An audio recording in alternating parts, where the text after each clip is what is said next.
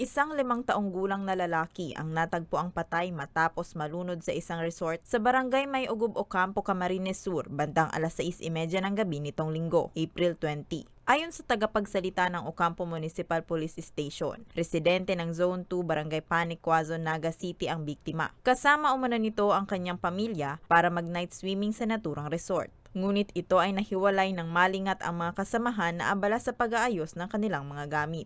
Ilang minuto ang lumipas bago mapansin ang pagkawala ng biktima. Natagpuan ito sa adult pool na may kalaliman kumpara sa mga pangbatang paliguan. Sinubukan pang i-revive ang biktima at agad na isinugod sa ospital, ngunit idineklarang dead on arrival.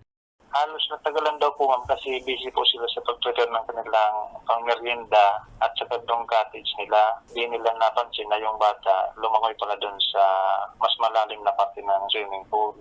Muli namang nagpaalala ang mga otoridad sa publiko, lalo na't madalas ang summer outing ngayong bakasyon, na maging responsable ang mga magulang, lalo na kung may mga kasamang minor de edad. Nanawagan din sila sa mga resort owners na paigtingin ang seguridad at kaligtasan ng mga bakasyonista upang maiwasan ang mga ganitong insidente.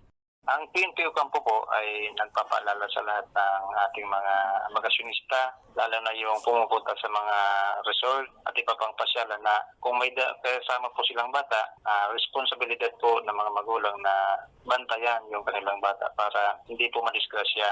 Kasi yung resort, mayroon po silang rules doon na nakalagay na nasa kustodiya po ng magulang kung ano man ang mangyari doon sa kanilang mga kasamang bata. At saka, ang PNP po ay patuloy naman po nagpapatrolya at nagpapaalala sa mga resort owners na paigtingin po nila yung seguridad at kaligtasan ng kanilang mga bakasyonista na pumupunta sa kanilang resort. Para sa mga balitang Tatak, Bicol, Rose Bilista.